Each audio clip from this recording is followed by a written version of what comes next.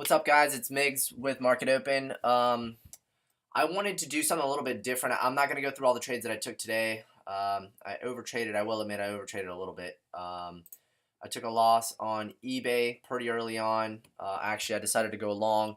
So that's basically what happened when the market goes red and you're trying to go long. It did not work. I'll show you guys real quick. But this is basically not what the recap is about. I wanted to show you guys a pattern that I trade basically every single day that I look for on a daily basis, basically, and so you guys are able to take advantage of it and use it yourself, and possibly you can make some money off of it even tomorrow.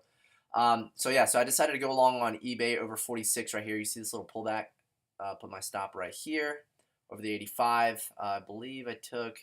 I think I took like 1,000 shares. I was actually up $200, but my target was not until 46.30, and that really never hit. The market this morning also did not make up its mind very quickly. As you can see, the first couple of candles right here.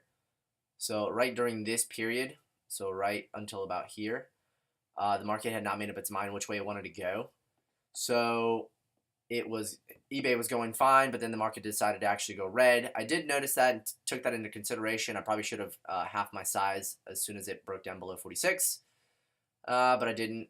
Something actually I need to start working on. So, but either way, so you saw it come up, and it didn't hit my target. I had my stop in the right place. It didn't work out because the market's not going in your direction. That's why it's very important for you to have the market going in your direction, the pattern to be right, and all the moving averages to be in your direction as well. So you have a better chance of it working out. Now, what I did want to talk about is two trades that I took today. Well, actually, one trade which was one of my big winners, and then the other one that I saw after somebody had mentioned it in the room is probably my biggest regret of not paying attention during that time. I had heard the name. I had heard CVS, but I didn't see the pattern during the time. It might have been like somewhere, I don't know, maybe somewhere around here or so, and I didn't really quite put it on one of my charts for it to monitor it. So what ended up happening is one of my favorite go-to shorts. So after I noticed that the market was going red, I needed to basically hunt down shorts. So what I did is I saw this, and I was running my scanners for things that are actually headed down. Now, one of the top losers on here was actually PI as well.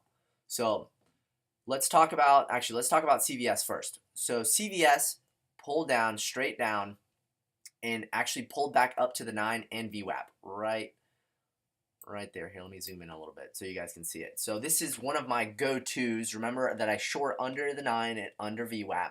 Those are my criteria. And it also has to be headed down, gapping down. So obviously the stock is very weak. So now the very next candle is a very bearish candle. It's an upside down hammer, which means that it tried to go up and it failed.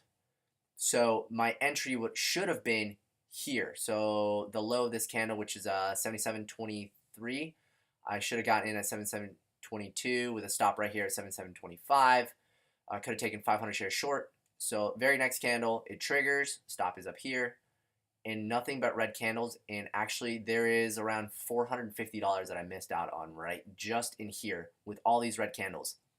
Some of the guys basically had a party because this thing was just kept tanking with no sign of returning. So a lot of people actually took advantage of that pattern and made a lot of money. Unfortunately, I had the room muted. I wasn't paying attention. I might have been looking at PI, but this is probably the biggest regret of the day. I usually have like one stock that I should have traded, and because it was the perfect pattern, and I just did not see it, just completely blind to it. So really bummed about that, but it's all right. I made up some money on PI here.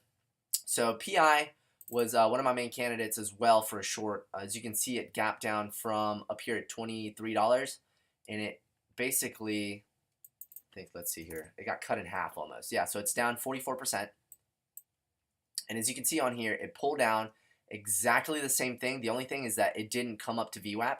So I didn't lean into it as much. I believe I ended up buying 500 shares. So I ended up buying 500 shares. I went 500 shares short right at 13. So you can see right here at 13. I held it till it hit my 2 to 1 and then a little bit more. So then I was waiting for like 1260 or so, but it actually broke down a little bit further. I ended up getting 2.5 times my risk on that. So can't really complain about that. This one actually, PI actually ended up saving my day. I took a loss on BABA, eBay, the IPO, FTSI didn't really work out too well, and QRVO was also, I believe, was this a long? Don't remember. Let's see here.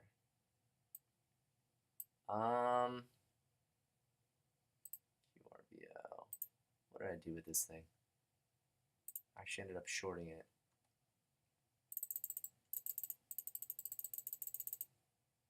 Yeah, not really sure where I shorted it at. Huh.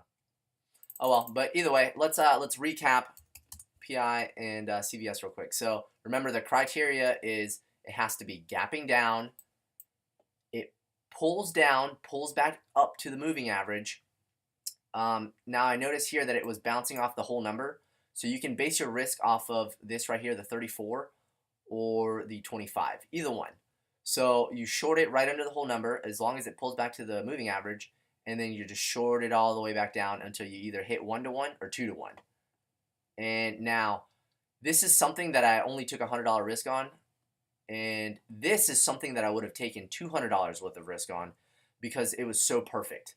You can see it's really weak and it pulls back up right to the 9 and VWAP.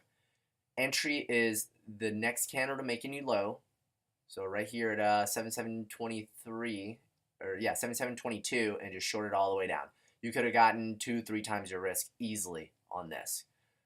So yeah, that is one of my favorite go-to patterns that unfortunately I didn't catch today, and I ended up my day only $100 down, which is not too bad. I was up almost $400 yesterday, so $100 back. 4 steps forward, 1 step back. Can't complain about that. Now, if you guys do have any questions about this pattern, make sure to leave a comment down in the section below if this video does help you, or if you do use this pattern. Go ahead and leave a thumbs up, and also the link to our private Facebook group is linked below. So I answer a lot of questions. I leave my watch list up for you guys to be able to profit off of, and I give you guys some of like golden nuggets to be able to help you guys out and make you guys better traders, better swing traders, and help you understand how to invest and trade your money. So until next time, I'll talk to you guys. Peace.